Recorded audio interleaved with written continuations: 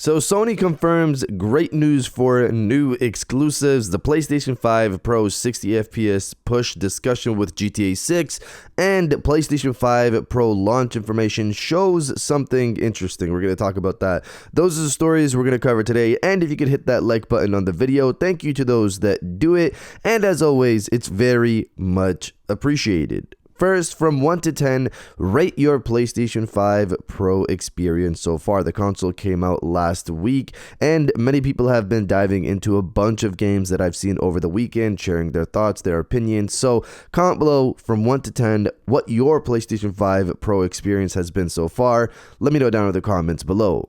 Now, diving into the first story of the video, PlayStation 5 Pro launch information shows something interesting. Reading from Gaming Bolt, whether or not the PlayStation 5 Pro is able to sell as well as the PlayStation 4 Pro did upon release will be interesting to see, especially with the price at which it's being sold, though based on what Sony says, it looks like the newly released mid-generation refresh has gotten off to a solid start. Speaking during Sony's recent quarterly financial briefing, President, CFO, and COO Hiroki Totoki revealed that the PlayStation 5 Pro's pre-orders have actually been slightly stronger than what the PlayStation 4 Pro managed prior to its release in the same period. He specifically said, "I'm under the impression that the product is performing slightly stronger than the pre-orders of the PS4 Pro during the same period." The PS4 Pro, of course, released at a price of $400 back in 2016, as opposed to the PlayStation 5 Pro releasing at $700 last week. Though interestingly enough, Totoki has also said that the console's high pricing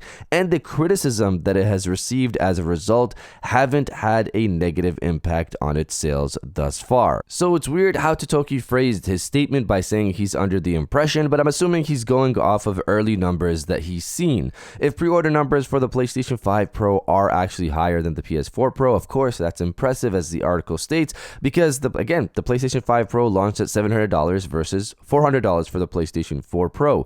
I'm hoping it actually succeeds because I want Sony to continue this trend, mainly to give people options. I know there's some of you out there that are against that. You don't want mid-generation refreshes, and of course, as we've said during this entire PS5 Pro period, you don't have to get it. You have the PS5, you can stick with that. That's the same thing going forward. You do not have to get the mid-generation refresh. Not everyone has to wait the entire 7 to 8 years to get an upgrade in the console space. Of course, the alternative is console generations move faster, but that can't really happen with how long games take now to make. So having a mid-generation refresh is a solid approach. Developers get more time to make their games because, again, it takes like 4 or 5 years to make a game now, a AAA game. So instead of rushing to the next generation, they can still focus on the current generation, considering now they're extended. Of course, let's see what the final numbers are. And if you're enjoying the video so far, hit that subscribe button and join our growing community on our way to 150,000 subscribers.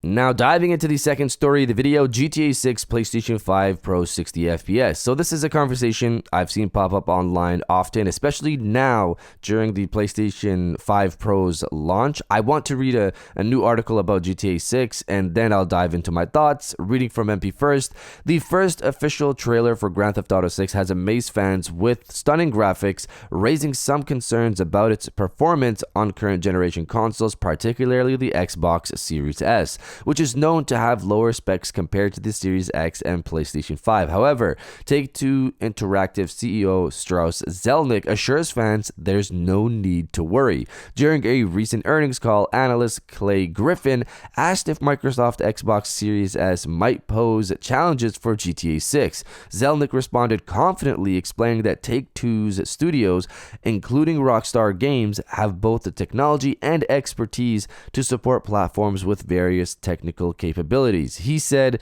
"We support the platforms where the consumers are for as long as they're there, and we find a way to support platforms despite different levels of tech. Our labels are really good at that.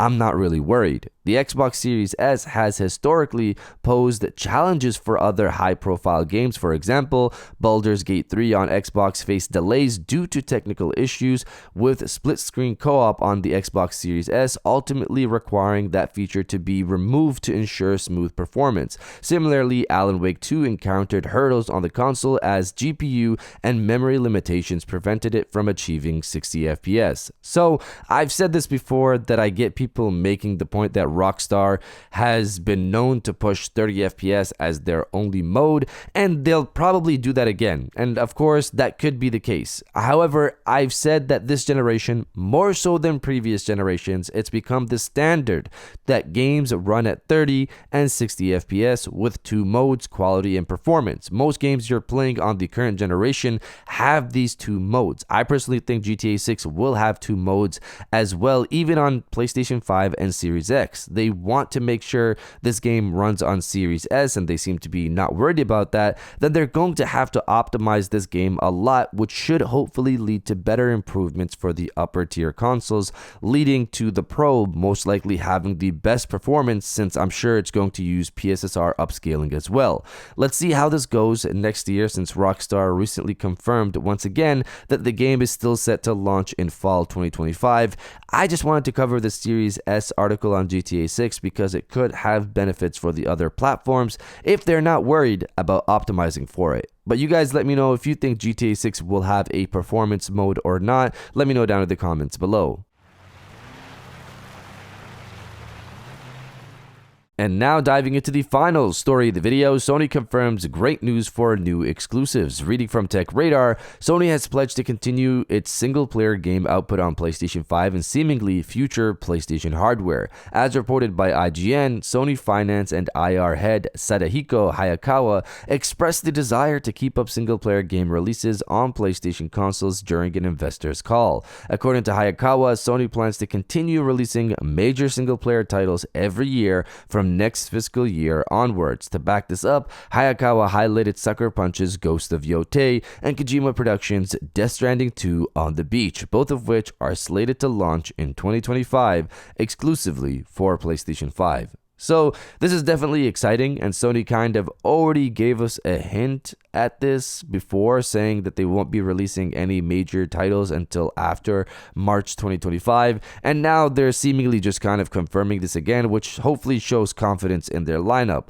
Multiple studios have titles that should be ready or close to ready to release, like Naughty Dog and Sony Santa Monica, who both have new IPs in the works, or Bluepoint, who has a new original title to launch, Sony Bend and their new IP now that they've moved on from Days Gone. Insomniac Games, of course, has multiple titles in the works, with Wolverine, potentially a Venom title, and of course Spider-Man 3. Guerrilla Games has the Horizon multiplayer, Fire Sprite and their dark narrative title, etc. Multiple studios have projects that have been in the works for a while and should hopefully release in the near future. Let's see what next year brings, but you guys let me know if you're excited for what Sony has coming next or not. Let me know down in the comments below. And if you guys did enjoy this video, please hit that like button, as it always helps, and subscribe if you're new. I got new videos every Monday, Wednesday, and Friday, and now I'll check you guys out on the next one. And welcome back to the after show. This is the part of the video where we have a little fun down in the comments below. If you're old, welcome back. If you're new, welcome. For today's thing, what I want you guys to do is the body,